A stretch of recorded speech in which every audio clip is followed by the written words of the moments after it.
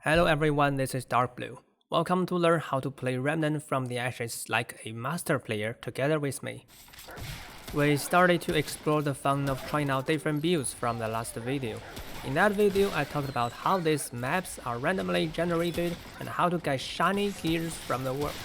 And the next thing to do with these beautiful gears is without doubt trying a new build. But wait, in looter games, we have to beat the game and progress to the end game before finally being able to try different builds. Yes, that's the case in other looter games. Farming certain gears is a waste of time because these gears will soon become trash when you outlevel them too much, and you always level up too fast. But things are different here. You can try any build you like as you progress in the campaign. Since there aren't any randomized attributes, your gears will never become trash.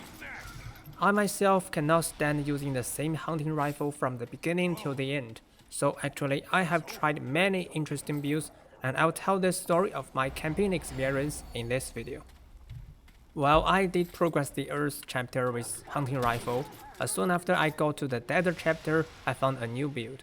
I bought the Osseous set from the Desert Merchant and grabbed a beam rifle in a dungeon, and these two gears could make a build. It was easy to use, just keep constantly firing the rifle to get damage bonus, and it was useful in boss fights. But for mobbing I was not used to that beam rifle, so I stuck to hunting rifle and SMG. But I managed to replace my armors with Void set. It was refreshing to see a totally different and kind of alien character, even with the old guns. And I got to the third chapter, Swamp. Finishing this chapter gave me the Slayer set and a crossbow, and Devastator is guaranteed to get during the Swampman campaign, and by putting them together I got one-shot build. It was very powerful. Actually, it was the first time I felt killing the boss was so easy. Later I got to the Forest chapter and plan to grind a Reading Crate build there. I got the Reading set after a few adventure runs, but this build was, disappointing. The build is powerful with full gears, but I didn't have Devouring Loop and the Swarm mod at the time, so this build failed to work. I guess this is not a build suitable for a campaign, as it's really hard to grind all the necessary gears. Well, what else could I do? I could only give up this build and continue to use my old one-shot build. I started to use one-shot build when I finished the Swamp campaign, and after this I used the one-shot build on 2 Swamp adventures, the Forest campaign, 2 Forest adventures, and again 2 Swamp adventures, and finally I got bored with this build and this game. That's when I realized my plan was not good. The builds I chose in the plan were all powerful endgame builds that worked even under the highest difficulty. But I wasn't playing under the highest difficulty, so I could just give us some damage in exchange for more fun.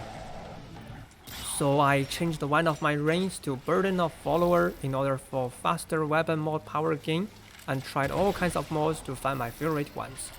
I've covered Eye of the Storm, Hunting Pistol with Wildfire Shot, a Machine Pistol with Cold Spear, and I'm trying out Spadefire when recording this video. I felt alive again when I finally jumped out of the few fixed builds and started to play my own builds. It was just more fun and not that difficult actually. Maybe this is an important lesson, at least for me. I play this game for fun and it's not fun sticking to the same few powerful builds all the time. And now I think the fun of playing Remnant from the ashes like a master player just lies in trying out different builds. This may start with those standard builds, but has to cover more and more builds made by myself. Well, in order to try more builds, I need to have more weapons or armors upgraded. And here comes my another lesson. If you never play co-op, there's no need to max out your gears. Remember I said I'm going with Spadefire?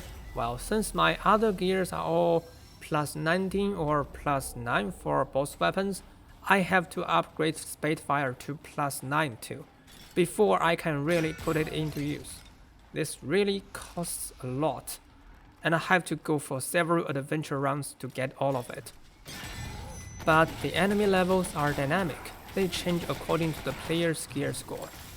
Though there is some lowest level thing, it never reaches 20 even at the Snowfield chapter. So it's alright to keep a, let's say, plus 15 gear score so that you don't need so many resources. I cannot undo my upgrading anyway, but maybe you can take my suggestion into consideration to get more fun of trying different builds. Anyway, that is my personal experience before completing the main campaign.